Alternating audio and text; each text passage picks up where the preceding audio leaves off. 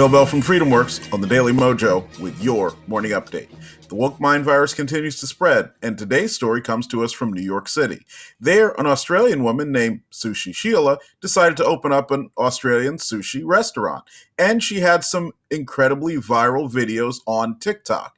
Now, all of this was too much for a man named Eric Rivera, who is another chef who decided to accuse her of cultural appropriation. A bunch of his simps then got on the internet and gave her one-star reviews, driving down, of course, interest in her restaurant. Now, thankfully, there was an equally grassroots campaign to give her 4+ star reviews, and so at last check, she had a roughly 4.8 star set of reviews online.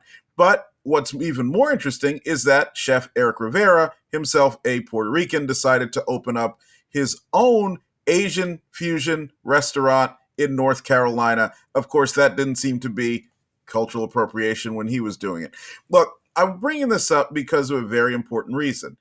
For a very long time here in the United States, after the Civil Rights Movement into the 1970s, into the 1980s, we had a prolonged period where people came close together. We had finally done what the Founding Fathers had hoped for from the beginning, which is where we more than began, but continued to see each other as equals, continued to get closer together, continued to make this country a better place. And of course, the woke mob, which existed even then, even though we didn't know about them as much, couldn't stand that. They couldn't stand the fact that Americans were growing and thriving and life in this nation was getting better. So what did they do? They went to our schools, they went to our media, they went to nearly everywhere and tried to spread the hoax. And it is absolutely a hoax, everybody, that racism was hiding behind every corner, that cultural appropriation was some kind of a thing, that this was some problem that had to be dealt with. And so therefore, many well-meaning people,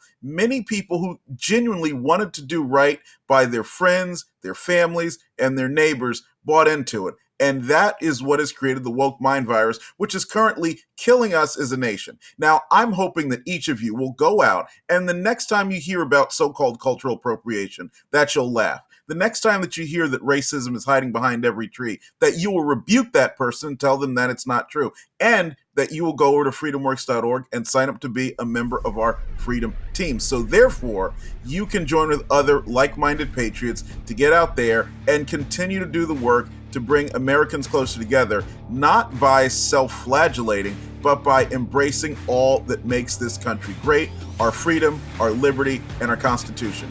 I'll see you later this week, and I hope you have a great day. Phil Bell's Morning Update is only on thedailymojo.com.